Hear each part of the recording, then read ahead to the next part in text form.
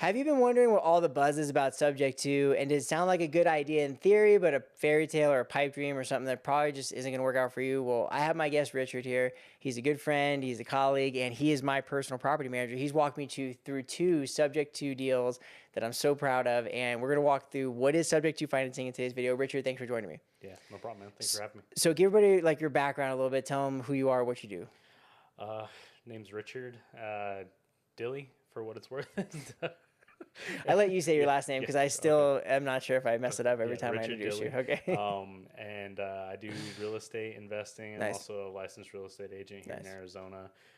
Been doing this since 2020 and Cool. been loving every minute of it. Nice. Okay, so Richard's a special kind of agent because he really cares about creative finance and figuring out a way to make things work.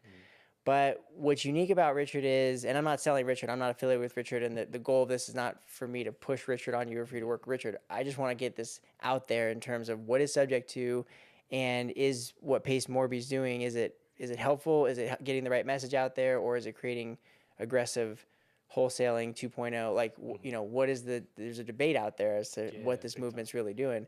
So I think Richard's doing it right. And I think where I was going with that was Richard is a great filter. We were talking about that earlier. He doesn't just throw every crap deal at me. He's actually doing a really good job of guarding me and thinking long term with each deal on which one he wants to represent as my manager. So he only brings me the best of the best. I mean, would you agree with that assessment of how we've worked together so far? 1,000%. Yeah. Okay. So I don't like to waste anybody's time. I've spent a lot, or at least like the first half of the real estate journey, kind of throwing stuff at the wall and seeing what sticks. Okay. So realized that wasn't building long-term clientele or being helpful really at all. Yeah. Really, one out of 100 would work out. Sure. Just wasn't feasible, Yeah, Time is no money. traction. Exactly. Yeah. So really figuring out what everybody wants or like specific clients that are going to perform what they want, what they're looking for, and just go out and find it. And in the process, also saving money and time. We've had experiences where people are trying to, just make a quick buck and sending you everything under the sun. So yeah, I try to be a good filter for you and everybody else too that wants to buy a house. So You do a good job, and I'm glad we met. What is Subject to? Subject to is very simply taking over mortgage payments for someone so that way they can go and buy another property. You are, inserting yourself as that person who makes the mortgage payments. That's pretty much it. Why would someone do Subject to? Why would the person who's letting go of the mortgage do it, and why would the person who's purchasing it? What's advantageous to both? How is it a win-win? Win-win scenarios pop up there where usually lower equity situations, you may have bought the house, again, during COVID when everything was at its most expensive and peak. And then, here 2 or 3, 4 years later, you're trying to offload your property. Well, values have kind of leveled off a little bit more, and, the mortgage balance that you might have might be almost exactly what it's worth. So, Yeah. Being able to provide a solution to not having to come to the table with, closing costs. We usually cover those as buyers, closing costs, both, sides of the commission. Most of the time we're waiving buyer side commissions and stuff like that to save the client money or the seller money. And overall, just make sure that person's comfortable with walking away from the house knowing that nothing's going to happen, but also you as the buyer taking over a really solid interest rate at 3, 4, sometimes in the 5s there, but really just making sure that you're getting a really solid deal and the person's able to go move on and do what they need to do. Sometimes they have to move across the country for reasons that aren't in their control, and you're helping them do it. It's interesting. Would you say that we're in a unique time where the market hit all-time highs, interest rates hit all-time lows, then it had a little correction? Absolutely. And so you have people that actually maybe went backwards in equity slightly. And now for them, they just would love to be able to get that cash out. And the more fees and commissions and things that, infiltrate that, the less they're going to net out of that sale. Yeah, if they're netting anything. If they net anything at all. Yeah. So for them, they're fortunate just to get their money back. It's basically like getting their money back. Yeah. To And the be other in that person's so spot. fortunate because where the heck are they going to get a 3% interest rate anytime soon Exactly. on 30-year debt? Yep. And then the person that arranges the deal usually gets something for putting the whole thing together. Mhm. Now, I think you, and I feel embarrassed, and I'm going to admit this to you because I was telling, I think it was Adam who walked me through, and I told him about our first deal, and he was like, dude, you need to go send Richard some money, like, immediately.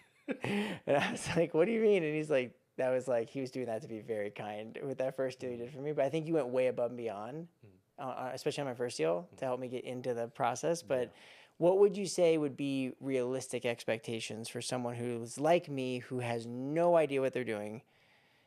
What would they expect from your role?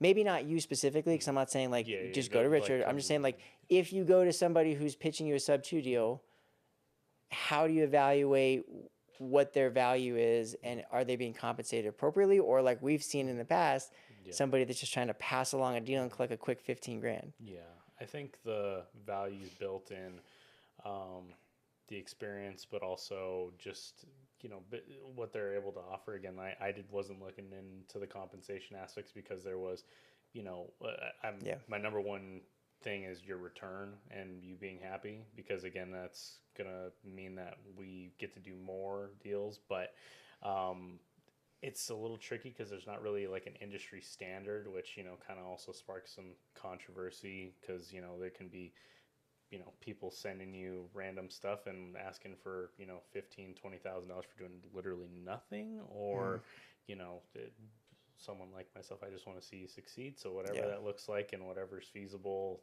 within the numbers. So I would say for looking at someone to help you out with your first subject to deal or a subject to deal in general, if you're not sourcing it directly yourself, expect to pay like 5 to 10K for someone sourcing that or finding that for you and it actually being a really solid deal. But also with that, I try to build as much value in there, being able to provide you with a transaction coordinator, someone that's going to put all the paperwork and everything, your insurance, the whole 9 yards together for you. Because again, that's extremely important to making sure the subject to deal stays together, all the way to property management, design, and your exit. Ultimately, how you're going to utilize the real estate. So, Yeah. and putting together reports for you to see on what you're going to need to come to the table with money wise, what you're going to need to prepare for rehab wise, and really just getting the full scope of what the deal is going to hold. And I mean, if someone's not doing that, that's just like bare minimum stuff in all honesty. I mean, like getting those together for you is, just how else are you going to know whether you want to buy it or not? Yeah. Yeah. No, it makes total sense. And you're a busy guy, so Yeah. I mean, I also want to make sure that you can look at it, see the numbers Yeah. from high level, but also get into the weeds if you want to. Yeah. And, that you got to have clients or clients are going to range all over the place for what they want to see. So just do it right the first time. Plus, with how many deals you've kind of guarded me from that I brought to you has really built the credibility that I feel like when you do bring me a deal, it's already been pretty solidly vetted. Yeah. Like it's one that you're saying it's a no-brainer kind of deal. So I think this is a really exciting topic. We want to make sure we dive in. Let me end with this and let me ask you this Pace Morby movement, because I think nobody would know what subject to is without Pace. I think he's done a lot of good. I don't know anything about him or him personally. I'm not in his group. I just know of him. What is your take on the Pace Morby movement? Is it helpful or is it creating aggressive wholesaling 2.0? Like what's rhetoric and what's truth? Yeah, no, good question. So I am part of Pace's group, but that's what kind of introduced me to this. And it's more of the community aspects there, where it's like he's giving you the ability to meet people that have those different pieces to the puzzle, not a one size fits all or anything like that, or join this group and you're just going to make millions of dollars. It's all pieced together and take the bits and pieces that you need from it. But in all honesty, I think his movement is very relevant. It's actually solving a problem versus traditional wholesale and stuff like that has always been a asking someone to give up their equity in their home in order to satisfy a wholesaler and a flipper and stuff like that. This is most of the time I deal with homes that don't need a ton of work, or they might need some work, and you're able to come to the table with more equity and solve a solution. So you're really, the term creative finance is really, you can get as creative or, as you need to solve the problem. So Is there a market for it that you know of outside of Sub 2 to buy these deals, or would you just be on your own? you'd be on your own. I guess the good thing is that there's so much relevant information. Just YouTube WisePace does free YouTube videos and stuff like that, and Yeah. there's a million other A lot of good avenues. stuff. But it's definitely the community is what I paid for, and I've seen my return on it personally. I can't speak for other people, but it's definitely helped me out a lot. But it also helps to kind of get your licks in on the wholesale side or wherever you want to start Yeah. out, because that's going to help you out with just general lingo and being able to, get a deal done. Yeah. You got to start somewhere, and Yeah. sometimes it's not creative finance. Creative is going to be additional filtering, additional, detail, Yeah. and that makes those harder to find. So Makes sense. I'm so grateful for you. I don't think I would be in these deals if it wasn't for you, and I'm grateful you came on the channel for doing this. Thanks I so much. appreciate it. If you enjoy this content, keep watching. We're going to break down a case study where I walk through my first deal in this next video, so you can check that out right here.